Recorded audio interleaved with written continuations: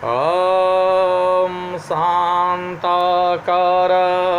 भुजगशयनं पद्मनाभं सुरेशं विश्वाधारं गगनसदृशं मेघवर्णं शुभांगं लक्ष्मीकान्तं कमलनयनं योगिभिर्ध्यानगम्यं वन्दे विष्णो भवभयहरं सर्वलोकैकनाथम। मैं सहायक प्रोफेसर डॉक्टर धर्मेंद्र तिवारी, वेद विभाग, जुत्थालाल संस्कृत महाविद्यालय मझवलिया, पश्चिमी चंपारण। मैं आज राजबली पांडेकृत हिंदू संस्कार से संबंधित विवाह संस्कार का प्रतीकत्व के बारे में विचार विमर्श करेंगे।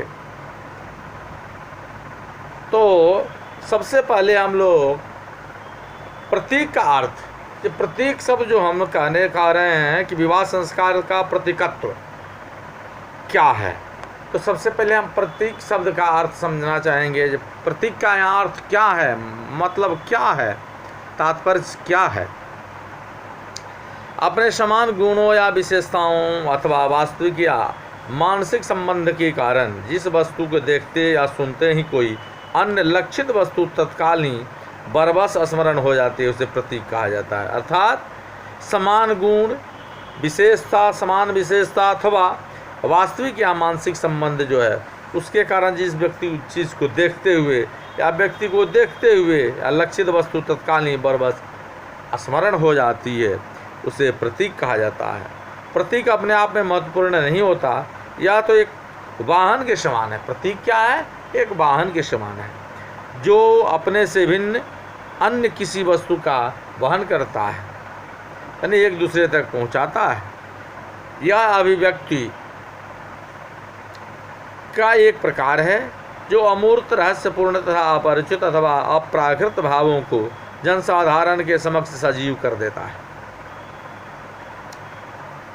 प्राचीन काल में जब मनुष्य की कल्पना शक्ति अपेक्षाकृत सबल थी, किंतु वाणी का इतना समुचित विकास नहीं हो सका था कि जिसे विचारों की प्रत्येक छाया को अभिव्यक्ति प्रदान की जा सके।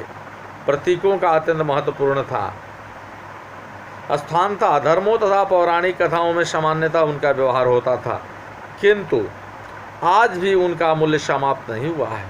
आधुनिकतम राजनीतिक विचारधाराएं भी जो धर्म का न्यूनतम उपयोग करती हैं, अपने उद्देश्यों और आदर्शों के लिए प्रतीकों का प्रयोग करती हैं।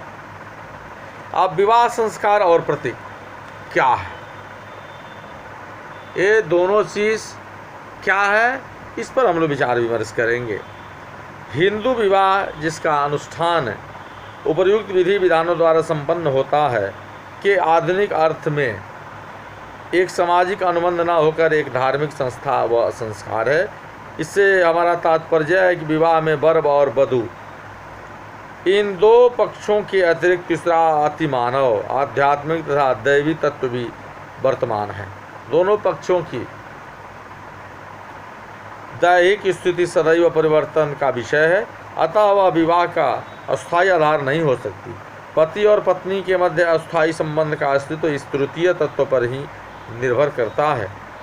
पति और पत्नी केवल परस्पर एक दूसरे के प्रति उत्तरदायी नहीं होते, किंतु उन्हें इस तृतीय तत्व के प्रति और भी महत्तर निष्ठा रखनी पड़ती है। स्त्री और पुरुष के पारस्परिक विशुद्ध सामाजिक तथा भौतिक अनुबंध में यह धार्मिक या रहस्यात्मक तत्व है। इसके बिना दाम्पत्य जीवन का आकर्षण और स्थायित्व नष्ट हो जाता है। हिंदू विवाह का रहस्यात्मक पार्श्व प्रतीकों के व्यवहार को आवश्यक बना देता है। विवाह योग्यतम दंपति का एकीकरण हिंदू वैवाहिक विधि विधानों के आरंभ में ही एक क्रिया है जो योग्यतम स्त्री पुरुष के संबंध की प्रतीक है।